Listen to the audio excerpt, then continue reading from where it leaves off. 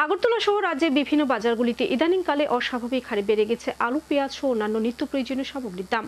আর এই অস্বাভাবিক দাম বৃদ্ধির ফলে চরম নাজেহালে শিকার হচ্ছেন সাধারণ মানুষ। অভিযোগ, প্রশাসনিক তদারকির অভাবে একাংশ কালোবাজারি জিনিসপত্রের দাম অস্বাভাবিক বৃদ্ধি করে পকেট কাটছে সাধারণ ক্রেতাদের। আর এই অভিযোগের ভিত্তিতে এবার সদর মহকুমা প্রশাসন ও খাদ্য দপ্তরের আধিকারিকরা জিনিসপত্রের দাম নিয়ন্ত্রণে আনতে আবারও বাজারগুলিতে অভিযানে নামলেন। মহারাজগঞ্জ বাজারে অভিযানে নেমে দুটি দোকানের বিরুদ্ধে প্রয়োজনীয় ব্যবস্থা নেওয়ার পাশাপাশি জিনিসপত্রের দাম স্বাভাবিক রাখার বার্তা দিলেন আধিকারিকরা।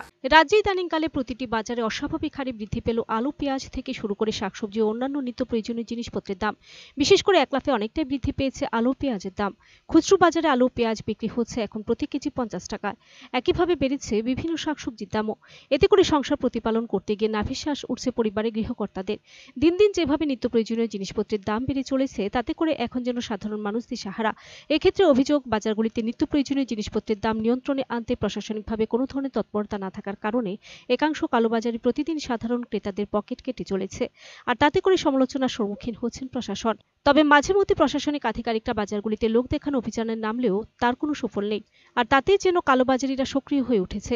নানা অজুহাত দেখে জিনিসপত্রের দাম বৃদ্ধি করে একাংশ ব্যবসায়ী মুনাফা লুটতে এখন ব্যস্ত।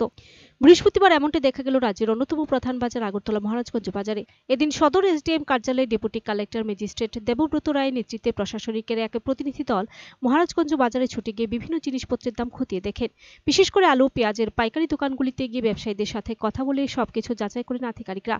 এর মধ্যে দুটি দোকানে ক্রয় বিক্রয়ের দামের তারতম্য প্রয়োজনীয় নথিপত্র দেখাতে না পারায় আধিকারিকরা কাগজপত্র সিজ করে এনে দিন। এছাড়াও খুচরো দোকানগুলিতে অভিযান চালিয়ে ক্রেতা বিক্রেতাদের সাথে দাম নিয়ে কথা বলেন প্রশাসনিক প্রতিনিধি দলটি। পাশাপাশি এদিন আধিকারিকরা ব্যবসায়ীদের বার্তা দেন অস্বাভাবিক মূল্যে পণ্য সামগ্রী বিক্রি থেকে বিরত থাকার। নতুন আইন অনুযায়ী প্রয়োজনীয় ব্যবস্থা নেওয়া হবে। বাজারগুলিতে জিনিসপত্রের দাম নিয়ন্ত্রণে আনতে এ ধরনের অভিযানের ধারাবাহিকতা আগামী দিনে অব্যাহত থাকবে বলে জানালেন ডেপুটি কালেক্টর ম্যাজিস্ট্রেট দেবব্রত রায়। আজকে আমরা সদর এনফোর্সমেন্ট টিমের পক্ষ থেকে আমরা মার্কেট এনফোর্সমেন্টে এসেছি। আমরা বর্তমানে মহারাজগঞ্জ বাজারে আছি। এসে আমরা প্রথম থেকেই আমরা ফার্স্ট পার্টি যারা বিক্রি করছেন আলু, পেঁয়াজ, আমরা ওটা দেখছি। এর মধ্যে আমরা একটা দোকান পেয়েছি, রামু ভুইয়া। ওনার দোকানে প্রপার ওনার মেমো দেখাতে পারেননি যেটা কিনে এনেছেন। তো এই মেমো দেখাতে না পারাতে আমরা ওনার দোকানটা আপাতত বন্ধ রাখার কথা বলেছি।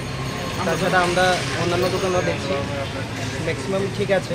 এখানে আমরা একটা দোকানে এসেছি, আমাদের গোবিন্দ বলে এই দোকানের মালিক, উনি আমাদেরকে প্রপার সেল মেমো যেটা আছে, উনি যেটা বিক্রি করছেন সেল মেমোটা প্রপারলি আমাদেরকে দেখাতে পারেননি। আমরা সেই সেল মেমো বইটা আমরা সিজ করে নিয়েছি। আর আমাদের এই সদর এনফোর্সমেন্টের যে অভিযান, এটা আগামী দিনেও চলতে থাকবে।